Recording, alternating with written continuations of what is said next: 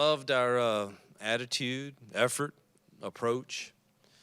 Obviously, to the extent that we need to, um, the execution of the installs and everything that's a little new. We've got a long way to go, but we're not going to add anything new today.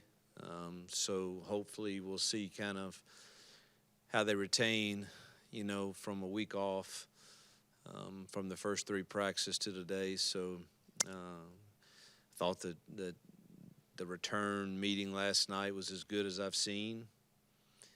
Typically you worry about people being tardy or flat tire or whatever, and we had zero of that. Everybody was back on time early. Team meeting today was really, really good. We've had a great day of recruiting. It's been a good day, so hopefully practice will finish off the day really well. Coach, can you talk a little bit about how you spent the week with the players on spring break? And did you get any reports? Were there any players that stayed in town to work and try to get ahead of the game in terms of installs and learning the new system? Well, I let the entire staff off for spring break. I mean, we haven't had typically the normal year, you would hope the dead period of February gives us a breather, but we went straight from recruiting to installing and learning each other in February, so we had no time. So the staff, some are still trying to get their families here, I think, and so I can't really answer. I do know some stayed in town because I talked to several, but Dom, I'm sure Dom's not going anywhere. He never goes anywhere. He just, I'm sure he had hours that it was open if some wanted to do that, but I don't have enough knowledge of that to speak on it. So I think everybody kind of needed a break, and including myself. And you got a good chance to recharge from a tough recruiting period? did. Jill and I, we were in town the first part of the week, which truthfully, my favorite vacation, when I have one, would be to get up, come to the office, go play golf, come back to the office, sleep in my own bed. That's honestly kind of like my wife makes fun of me all the time, but that's really kind of like my favorite vacation. I'm not a big travel person or anything, but we did at the end of the week travel to Florida and got to see Coach Malzahn and Christy, who are dear friends of ours, and playing a little golf tournament that was a big golf tournament actually. But so we had a combination of things, but I definitely enjoyed my week.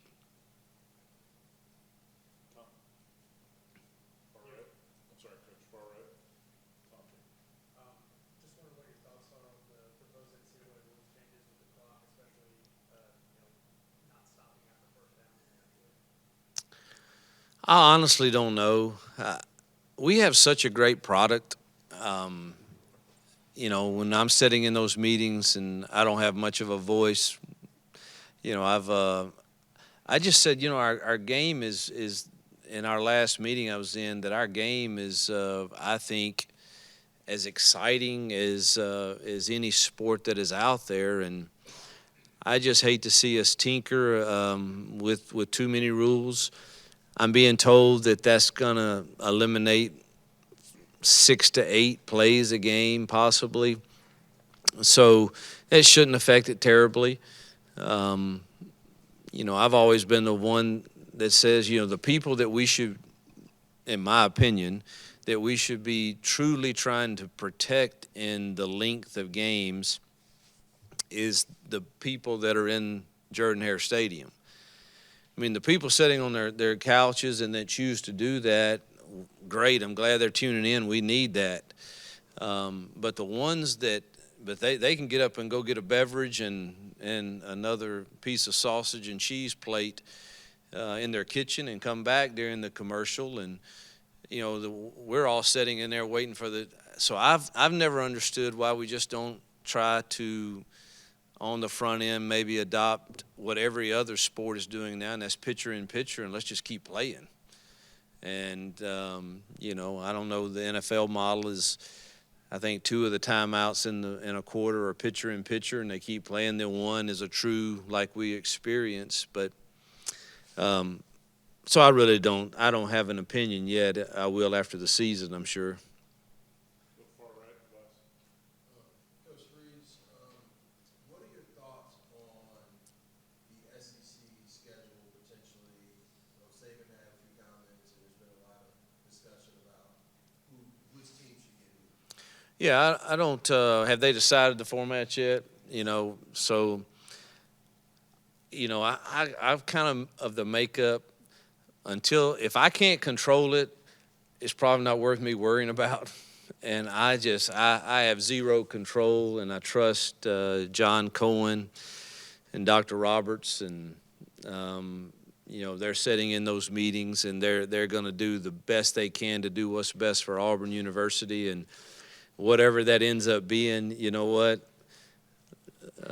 We all knew coming into this league when we took these jobs that you're going to have a hard schedule. Some of us have it harder than others and are used to that. And it is what it is, and me complaining about it or worrying about it certainly is not going to help us prepare for it. And so I just, it is what it is. And, if you ask me, after they've decided on the format, I probably could tell you who I'd like for our crossovers to be, but it's probably not going to be those. And so it's just really not worth me worrying about it. Just as a follow-up, so you're saying you'd rather not share who you prefer for your crossovers? Oh, I don't listen. Every year is probably quite different, but I would assume in whatever format they're going to give us that we're probably going to have a couple tough draws. And it is what it is, and that's exciting for our fans and exciting for our kids. And but really, me sitting around worrying about what will be decided on the format really probably doesn't help us one bit. Yes, you wanted to ask you about the first 3 practices. What did you see out of the quarterbacks good and maybe some things you want them to improve on? It's still the same thing that I said prior. They love what we're doing. I think they love our approach to coaching them. We're rotating them, giving them all the same equal opportunities. There were some good things, and there were some not so good things. And it's the not so good things. Can we get, more consistent at doing the better things? And 3 practices is really not enough, but I've seen some good things from all 3. Truthfully, the last one, that was a tough one to judge them on because I don't that Friday, that win was it was an issue. It was an issue for throwing the football for sure for everybody. So. But anxious to get back out with them. But love their approach. I've seen some good things for sure from all 3. Hugh, I guess what format are you sort of looking for Friday's scrimmage? What do you want to get out of that after having moved off? Yeah, I never know what exactly has been put out. So it's not going to be some all-out scrimmage. It will be situational by then, whether it's a 2nd and 7 period, play 3rd down live, or a P and 10 period. But it's not. We're not quite ready yet just to all-out scrimmage. So we're certainly not ready to tackle our tailbacks yet or anybody. We're going to protect them, but there will be some fairly live situational stuff. What are you looking for just from a team perspective these next couple of weeks as you start to kind of maybe get into a little bit of a rhythm of practice? What are you kind of wanting to see as you head towards this spring game? Well, alignment, assignment, and effort. Are we aligned correctly? We had a lot of those issues in practices 1, 2, and 3 on both sides. And are we doing the right assignment, and are we doing it with the right effort? And if we're doing our job as coaches, then that should be improving from practice to practice to practice. And some of the stuff that you see that we saw in the first 3 hopefully diminishes some. And so it's really about those three things, whether we're in a scrimmage situation and we are playing this period of practice live, or it's thud or it's tag, until I see us aligning correctly and playing with great technique and doing our assignment right and playing with great effort, it's going to be hard for me to feel like we're improving at the rate that I want us to until I see those. Coach, talk about the offensive line. A lot of eyes are going to be on the development of that position. What kind of progress are you guys making there? You've got a lot of newcomers, and how are they adapting to doing what you're asking them to?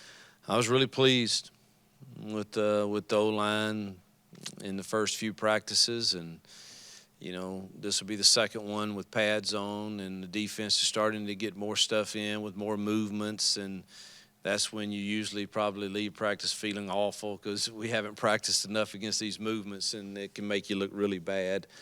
But I think we improved ourselves for sure, and excited about that group. I think they're a group you can depend upon to really bring it every week to practice and every day. I know that Too Tall and Gunner and Dylan and Avery are all guys that we feel like have to play for us, that we improved ourselves with obviously the current guys that we have. Tate Johnson's been an incredible leader in that room too. Would you call him the standout to this point in practice? Or is there anybody else that stands out? I'm not ready to say that he's standing out over anyone else. I just know that there's an expectation that we're trying to set, and he wants to drive the train for that expectation, and it matters to him. Wearing Auburn on his chest means something, and you can't have enough of those guys.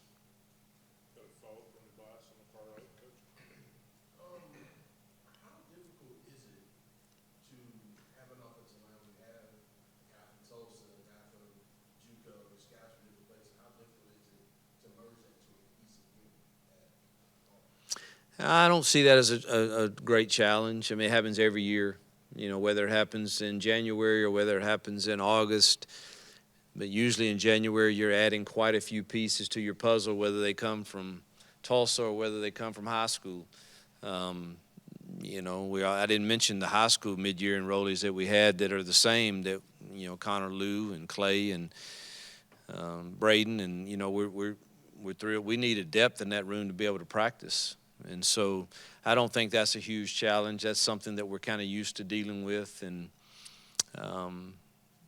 I think players by now, if they're realistic, they understand at this level, every year we're trying to out-recruit you, and not many coaches will say that, but that's the truth. You got to compete every year to earn your time, and we're going to try again next year to go find another one that's even better. And but you still need all of them, and forming them together when they're competing for playing time and also trying to form a great team, that's probably that's somewhat of a challenge for sure, but it's something that we're kind of used to.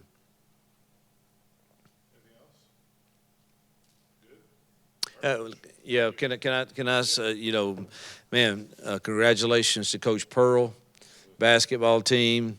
They've